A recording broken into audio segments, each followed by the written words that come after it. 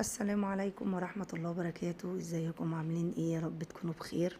اللهم صل وسلم وبارك على سيدنا محمد وعلى اله وصحبه اجمعين. النهاردة مش فيديو اكل ولا اي حاجة، النهاردة رحلة كده بسيطة. هنا كنا بنحضر الشنط والحاجة بتاعتنا كده وناخدوا بعضينا بقى ايه ونمشي كده. احنا طالعين من قدام الباب والعربية التونية تونية المشروع مستنينا، جايبين مشروع يعني يودينا. هي في الساحل بس منطقة مش معروفة ولا مكان يعني مش مشهور قوي يعني. في سيدي عبد الرحمن شاطئ كده عادي يعني. احنا رايحين على وصفة. بصوا الجامع مفتوح، احنا ماشيين من البيت الفجر كده. كان الأذان بيدن، الأذان الأول أذن والتاني هم بيصلوا حاليا دلوقتي الفجر. خدنا بعضنا ومشينا كده. هو المكان من عندنا هنا من العمرية للمكان اللي احنا رحناه، اللي هو سيدي عبد الرحمن شاطئ الهنا، هو متهيألي كده اسمه كده. فالمكان في حدود ساعتين يعني رحنا فيه. هو حلو، المية جميلة والصور هناك جميلة، بس الخدمات بتاعته مش حلوة خالص يعني. الخدمات واحنا رايحين على أسوم خيمة جميلة كده شيك، وعلى على الأسوم رحنا، كانت الخيمات دي خلاص اتأجرت. رحنا بصراحة كانت خيمة مقرفة جدا وكانتش حلوة، بس كان عاجبنا المكان. المية كانت جميلة وهدوء ومش دوشة ولا زحمة. بصوا كده السكة بقى واحنا ماشيين بالليل بقى، وكله بقى يعني الساحل والطريق ده كله جميل ما شاء الله، حلو جدا.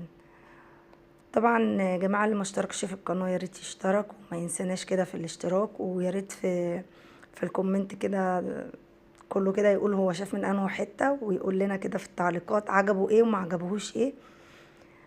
في المكان اللي احنا هنروحوه هتشوفوه دلوقتي. انا عارفة السكة طويلة قوي وانا صورت كتير.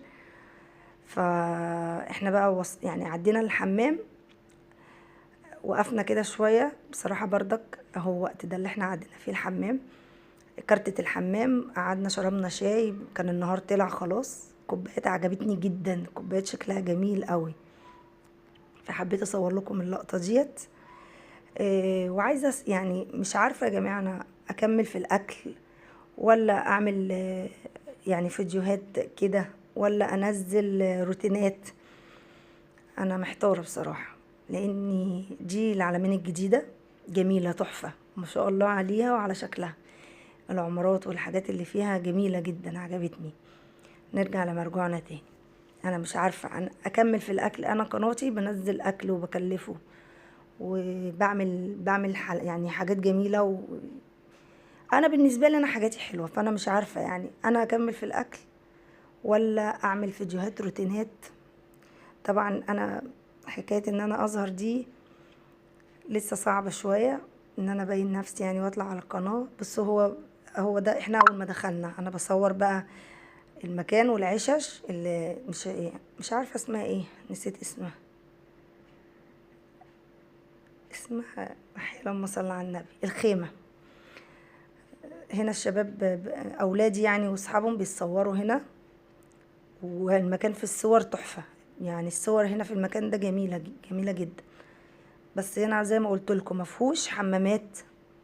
الخدمة وحشة قوي فيه، مفهوش حمامات، مفهوش اوضه تغيري فيها. بس المية جميلة، المية حلوة، بس انتي بقى بتبقي رايحة عايزة واخدة معاكي كل حاجة، واخدة حاجتك كلها واخدة كل حاجة. لان احنا دفعنا 800 جنيه على الخيمة اللي احنا هوريها لكم دلوقتي، ومش حلوة.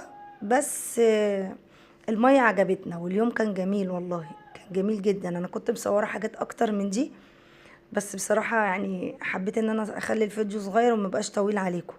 واللي عايز يشوف تفاصيل اكتر من كده يبقى يبعتلي، واللي عايزني مثلا اعمل روتينات في البيت احسن ويبقى هتحبوا القناة في الطريقة دي. لان انا قناتي نامت جدا وانا بقيت مهملة فيها قوي. مش عارفة والله العظيم، ربنا معانا كده وربنا المستعان ان شاء الله.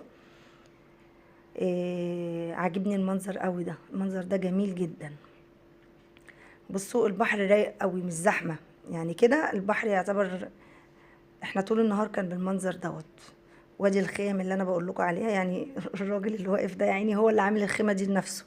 بصوا الخيمة بتاعتنا هي مقرفة شوية، لان احنا ما لحقناش، بس والله كانت القعده جميله وتحفه يعني.